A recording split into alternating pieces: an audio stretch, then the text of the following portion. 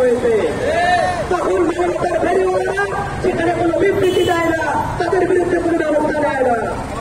কাদায় যখন নির্বিচারে মুসলমানদেরকে হত্যা করা হয় তখন তাদের টনক করে না।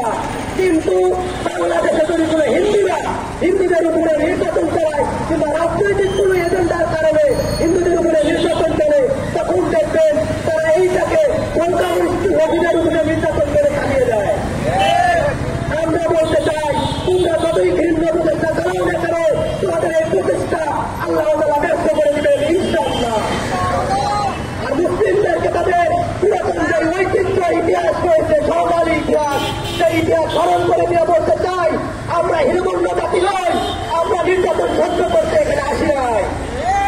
আল্লাহ তাআলা নবী রাসূলদেরকে পাঠিয়েছিলেন সকল বাতিল শক্তির উপরে ইসলামকে প্রতিষ্ঠা করার জন্য। আমরা মুসলিমরা যদি ঐক্যবদ্ধভাবে বাতিল শক্তির বিরুদ্ধে দাঁড়াতে পারি, এই বাতিল শক্তি একদিনও পৃথিবীতে টিকতে পারবে না। সর্বশেষ আন্তর্জাতিকভাবে এই ইসরায়েলি রাষ্ট্রকে ধূলিসাৎ করে দেওয়ার মাধ্যমে আমরা মুসলমানদের চূড়ান্ত বিজয় দেখতে চাই। আন্তর্জাতিক সংগঠনগুলোকে অনুরোধ করব, আপনারা শুধু মানবতার কথা মুখে নয়, বাস্তবে মানবতার কাজ করে প্রমাণ দিন। উপস্থিতি ধন্যবাদ জানাচ্ছি আমাদের কেন্দ্রীয় বিতর্ক সম্পাদক হারুনুর রশিদ রাফি ভাইকে। প্রিয় উপস্থিতি, আপনারা জানেন ইসলাম হচ্ছে শান্তির ধর্ম। ইসলাম পৃথিবীতে এসেছে শান্তির বার্তা নিয়ে, অথচ সেখানে মুসলিমদেরকে দাবিয়ে রাখার জন্য আন্তর্জাতিক অঙ্গনগুলো মুসলিমদেরকে জঙ্গি তকমা দিয়ে তাদেরকে নিশ্চিহ্ন করে দেওয়ার মতো ষড়যন্ত্র চালায়। অথচ ইসরায়েলিরা আজকে সম্পূর্ণভাবে সন্ত্রাসী হামলা করতে তারা জঙ্গি সংগঠনের মতো করে নিরীহ মুসলিমদের উপর হামলা চালিয়ে যাচ্ছে। আমরা এ বিষয়ে আন্তর্জাতিক আদালতের দৃষ্টি আকর্ষণ করছি। প্রিয় উপস্থিতি, এ পর্যায়ে বক্তব্য রাখার জন্য অনুরোধ করছি আজকের কর্মসূচির সম্মানিত প্রধান মেহমান, বাংলাদেশ ইসলামী ছাত্র শিবির কেন্দ্রীয় কার্যকরী পরিষদের অন্যতম সদস্য, কেন্দ্রীয় ছাত্র কল্যাণ সম্পাদক আমাদের শ্রদ্ধেয় হাফেজ ডক্টর রেজওয়ানুল হক ভাইকে।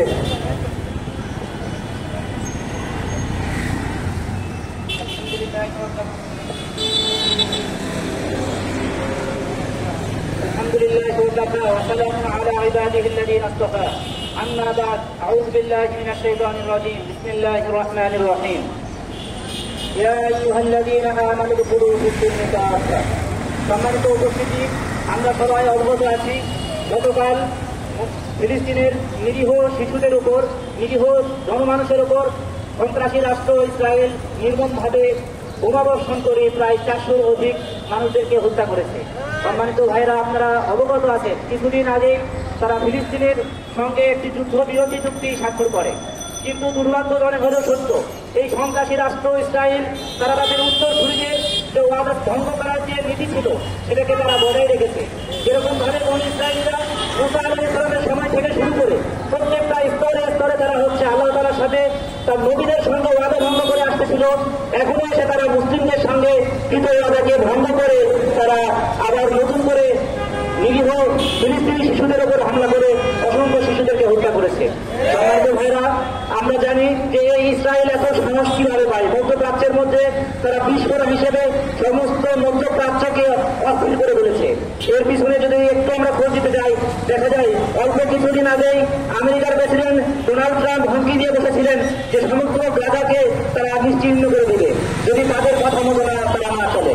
সম্মানিত ভাইরা, আমরা গত কয়েকদিন আগে দেখেছি যে আমেরিকার পররাষ্ট্রমন্ত্রী সরাসরি ইসরায়েলের প্রধানমন্ত্রীকে খবর দিয়েছেন